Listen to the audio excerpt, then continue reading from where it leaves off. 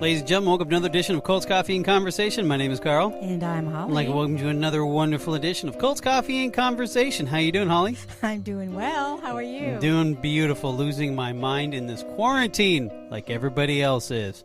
Alrighty, well, how are you? Hope you guys are enjoying the Synanon. Synanon. We hope you guys are enjoying it during this time of crisis, or lack thereof. I want to say thanks again for you guys listening. Thank you guys for subscribing. Thank you for listening throughout the entire duration. Yes, that's very important to me. Yes. Now, Carl doesn't really mind. Nah, you guys are. I'm one of those people who, hey, they're listening to it. The numbers are there, great. But we always want to get more. Always want to get more. Love to hear from you guys as well, because it looks like we're at the 80 percentile. Yes, so mostly. Mostly 80 percentile. I love it. Thank you so much. That means all the way through. All the way through, baby. Yes. That means someone really bored, which is a possibility, or they actually really like what we're saying. I'm hoping. Or a combination of both. Either or. Okay, so before we get into our cults and our coffee and our conversation, once again, reach out to us. Let us know how you think, how you feel, any ideas. That would be fun as well.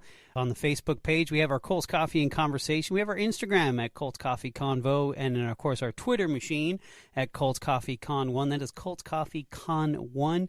And, of course, the old good standby of the Colts Coffee Convo at gmail.com, which is our email address. And there's also one other thing that you can do as well. Holly, take it away. You can make a voice memo on your smartphone and push it off to cultscoffeeconvo at gmail.com. Beautiful.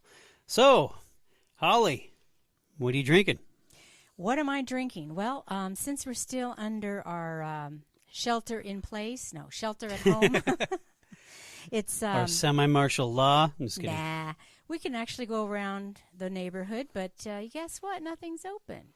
No, unless you want to wait in a line outside the store, around the corner, down the street. Sounds fun. It is. Basically, I'm having my home brew with my typical creamer, which is what is it? It is the ice cream stuff. Oh, I don't know. I don't know. It's one of those nice, flavorful creamers. It's like have a little coffee with your cream. Oh, one of those things. Yes. I'm having Major Dickinson's blend, which I like to drink black actually, but we did get some new creamer. It's actually straight creamer. There's no flavor. No, it's vanilla. It's vanilla. I'm sorry. Oh. It's a vanilla creamer. It's trying to remember, like the milk is like quadruple pasteurized. Oh, that's pretty good stuff. Yes. Well, they also make coffee creamer now too. Oh, really? So I bought it. I was like, well, the milk is fantastic. Let's give this a shot. Normally, I'll add a little bit of it if I'm in the mood, but Major Pete Dickinson's blend. I like it black. It's really, really, really, really good. Yes, because it's not Colts creamer in conversation. No, it is not. It is Colts coffee in conversation. All right, we're done with our coffee. Now let's get to our conversation about the Colt. Synanon.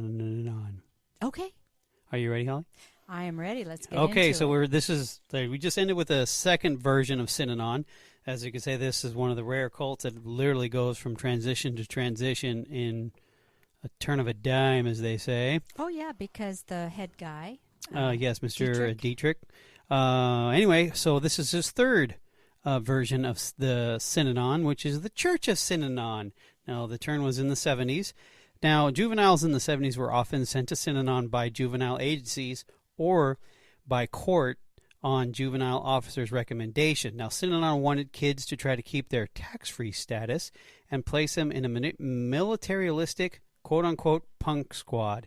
Now, this is a forerunner of the Scared Straight and the other failed camp programs at the time.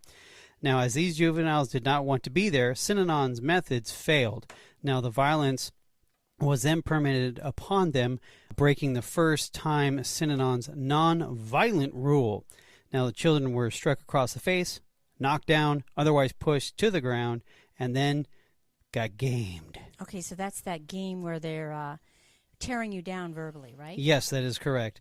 Now, soon the OK on violence would spread to splitties. Now, these are the quote for suspected thieves and perceived spies and enemies. Yes, splitties are the ones that left. Yes. And now Dietrich would often say Synanon was an experimental, quote-unquote, experimental society, or as he put it, quote, an ever-changing group with ever-changing goals, thrusts, directions, and so on, end quote.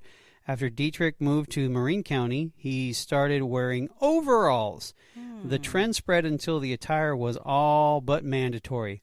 When Dietrich quit the 3-pack-a-day habit in 1970, he declared that everyone else should quit too, a decision that had financial benefits since Synanon had been spending $250,000 a year on cigarettes. Yeah, because basically all they had was coffee and cigarettes. You know, the whole thing with drug addicts, that's basically what they get to hang on to. And sugar. Yes. Now, Dietrich was ahead of his time in ordering aerobics, running, diets, and non-smoking. All such quote-unquote notions, Dietrich declared, were also a quote-unquote squeeze to get the rotten fruit out of Synanon, which is those who would not obey. Now, at the beginning of the 1970s, women were required to shave their heads. Now, also men did the same, and bib overalls became the uniform. Okay, so now he's tightening up his grip. Yes. On their appearance and what goes in and out of their body. Control. Yes. Now, on remote properties in California, such as Tomales Bay and Marin County and Badger Tulare County, the organization built an unpermitted buildings. Also, they had a trash dump and an airstrip. I had an airstrip once. Yes, it was beautiful. I used to fly in and fly out all the day long, and I loved it. Sheila, did you get this idea? Where are you, Sheila? She is not here. Shut up, Bhagwan. We're talking. Sorry. Okay, now in the beginning of 1974, the authorities began to question Synanon's promises and practices. Now, the concept of quote-unquote lifetime rehabilitation did not agree with the therapeutic norms, and eventually in 1977, Health Department discovered the group was running an unauthorized medical clinic and taking in people with medical needs Synanon had no license to treat. Now, here's another thing that comes up with the tax issues. In response to these accusations, Dietrich declared in 1974 that Synanon was a tax-exempt religious organization, hence, quote, the Church of Synanon, end quote. Now, there was a memo declaring it a religion, asked a question that didn't even need to be answered. Who will be God? Holly, who will be God? I believe Dietrich is going to be God. You are absolutely correct. Now, Dietrich, declared no more children. That sounds familiar. As they had taken time away from Synanon goals. Males were forced into games to have vasectomies performed by Synanon doctors, and a few pregnant women were required to have an abortion. Yeah, so on the game, when they played the game, they would do that against the males, and they would bully them into having the vasectomies, and they would have a doctor in the next room ready to go. Snip, snip. One was 4 months pregnant. Childbirth, said Dietrich, was no more important than squeezing it out like a football. He didn't know anything of what he was talking about. Well, you know, what other groups kind of had this type of control? There is Heaven's Gate was the vasectomies. Yes. And, of course, children. Well, also Scientology. We didn't do Scientology, but they do not. It's been covered. Yeah, I know, but I mean as far as children go. Yes. The people in the Sea Org. Yes. They don't have children. No babies. Now, Dietrich and his wife sat on thrones and often wore robes. How many times have we seen this coming? Jeez. Holy hell. I had a throne. Quiet, Bhagwan. We're talking. Sorry. Yeah, so did Andres. Ah, yes, Andres. Or Michelle. Or, what, 15, the man with 15 names? Yes. Yes. Ugh, that guy makes me... Ugh. Anyway, continuing on. Dietrich declared that he moved to the home place in Badger. He did not want any ex-dope fiends around him. In 1977, when Dietrich's wife Betty died, he married a volunteer to be his wife and decided to save others from the pain and death or divorce by ordering all married couples to break up every 3 years to take on new partners selected by Synanon, also known as love matches. Okay, so now he's saying, oh, no more dope fiends? No more dope fiends. Okay, so he's done with that. Yes. Just like he was done with He the squeezed the juice. out of them. Yes. Okay, and so now he took a volunteer to be his wife. Is that how that goes? I guess. I'll volunteer to be your wife. Right? Power. You can get to wear a robe. Yeah, that's true. You know, you got your own throne. And all the married couples break up every 3 years. Now, do you think he actually was part of those rules? Who? Dietrich. Yes, he ordered him. I'm talking, did he follow his own rules? We've noticed that a lot of these religious leaders make the rules, but they don't follow them at all. They actually break them. I'm not sure if he did the 3-year rule on his own marriage. Unless someone new came in. Maybe, but he always had an out, didn't he? Yes, he did. Why? Because he's God. That is correct. You don't question God. Nope, you do not. Why would God need a starship, Holly? Some believe Betty's death unleashed Dietrich's fury, yet the Imperial Marines, cute, were named officially Her Majesty's Imperial Marines, end quote, and she's often at their training and spoke of a militant Synanon. Fun. Who else did a military type thing? Well, we had the Aum Shinrikyo. Excuse me, I also had an army. Quiet, Bhagwan. Sit down. They had all the militia, didn't they, with all those guns? Yes, they did. At the ranch there in Oregon? Yes, they did. Bhagwan, we know. Thank you. All righty. So now the first phase of Synanon was about curing addiction. Now the second phase was about creating a utopian community for the middle class. And now the third phase was all about making money. Now Synanon adopted the slogan, the people business, quote, end quote.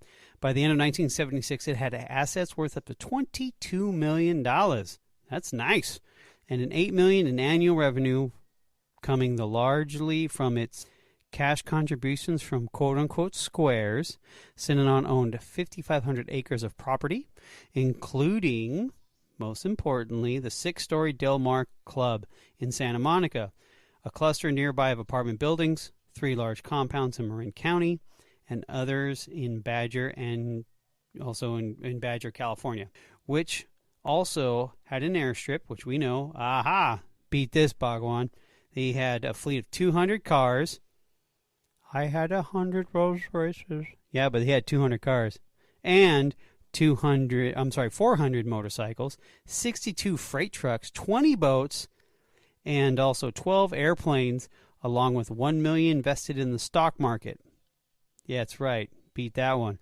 Now, in 1977, Dietrich was drawing an annual salary of $100,000, which is $400,000 in today's money, and received a $500,000 pre-retirement bonus. So basically, that would be, let's see, if $100,000 is $400,000 in today's money, that $500,000 would be, what, over a couple $1 million. Couple $1 million bucks. Mm-hmm. Like to have that in my pre-retirement. Oh, and also, you know what else he owned? What else did he own? He owned a mortgage company. Oh, that's right. Mm-hmm. And a member donated his mortgage company to him. Oh, I want to live that life. Just collect a check? Sounds nice to me. Okay, so there was one rule. Synanon's one rule. What was their one rule? Don't cross Charles Dietrich. Wait a minute. That's it? That's the new rule? That's it. In the Church of Synanon. Don't cross Charles Dietrich. Oh, that sounds holy. When the San Francisco Examiner called Synanon the racket of the century, it is. The organization sued, forcing the Hearst-run newspaper to pay $600,000 and run a front-page apology. Wow. Synanon later sued a local ABC station, which settled, and Time magazine, which called Synanon a kooky cult, In 1977's story, the reporters were threatened. Times editor-in-chief was stopped outside of his apartment by two men with shaved heads who told him, "We're going to ruin your life." That sounds like the Ashram Rikyo. Little bit. Just a little bit. Yes. Let's talk about some of the criminal behavior. Please. I think we've already heard some of the criminal behavior. Let's go over it again just in case for theatrical purposes. Yeah, these are other cases. On March 20th in 1978, a former member of Synanon, Tarm Cardanu, was severely beaten for being an alleged spy while tied to a post during his honeymoon when he took his bride to show her where he had once lived on the Walker Creek Ranch. So Pause. Okay. First of all, what kind of honeymoon is that? No. Okay, so they were probably in the area. If it was, I'm not sure where Walker Creek is, but it's always in the wine country areas in Northern California. And he was saying, "Oh, this is where I used to go. There's places we always go, and we used to live there. This used to happen here." But That's wait, all. but this was in 1978. Yes. Before it became, well, they were already militant in 74? Yes. So but I don't know when you're grasping at details. I'm grasping at details. I don't know. I know. Right. I'm creating the conversation. Yes. Ron Edison, after a road skirmish and refusing Dr. Robson's demand for an apology, was pistol whipped and hospitalized while shotguns were held on his watching family. He and his family were represented by Paul Morantz and Ed Martin in a civil suit. Now, I hope they shelled out a bunch of money. Dr. Robson is the head of the Imperial Marines. Yes. Okay, which is their militant group. Yes. Many young teenagers who got too close to Synanon property were beaten brutally by Synanon mobs. Teeth were knocked out. Believed trespassers were taken into the basements of the Santa Monica Del Mar building and worked over on directions of Dr. Robson. Synanon evicted by tossing people and belongings out of apartments, even off a roof. That sounds lovely. It's just kind of crazy that this is going on, and they're teenagers, and they're young teenagers. Where was the police? It's the 70s. In Santa Monica, right? But probably because since they already lost the battle for that thing, they're like, we can't do anything about right. it. So there's a sense of control over the entire city. Yes, they were the largest landholder in Santa Monica, and remember they tried to open up that beach, and then that's because people are getting beat up, but they figure, well, you're not going to go on our beach anyway. It's Beautiful. Not their beach. Yes. Dan Garrett ordered a kidnapping and then changed the order to beating the person on the spot. Beautiful. So Synanon lawyer Howard Garfield ordered Marine head Dr. Douglas Robson, who we talked about, Yes. to collect all Synanon memos describing their violence and transfer them to legal departments so attorney-client privilege would attach. Robson wrote back the mission was accomplished. But in fact, Robson had failed, and the violence memos, including the Garfield-Robson letters, were scattered in the Synanon San Francisco warehouse. The warehouse was opened for the law firm of Lilick, Michus, and Charles to avoid discovery sanctions, who then found them. So he didn't go through with protecting the attorney-client privilege, which worked out in the end. Beautiful. Okay. So there you go. Alrighty, that's part 3 of Synanon. So it's kind of it's ramping up pretty violent, yes. Number 1. Yes. Number 2, they have a lot of money. Tons. They have a lot of influence. Oodles. And he's also very controlling of those within Synanon. Yes. Okay. So it's kind of an interesting... Going down to the dark path. Yes. So much for Narcotics Anonymous. So much for AA. Right? They're just stepping stones to the ultimate goal of having all this power and money. Beautiful. Alrighty. Well, okay. That's pretty much it, guys. Once again, thank you for listening. Thank you for subscribing. Thank you for letting us know how you feel. We do appreciate your time, because time is the only thing that you can't get back. Right, Holly? Yes, that's true. Alrighty, and on that note, good night, Holly. Good night, Carl.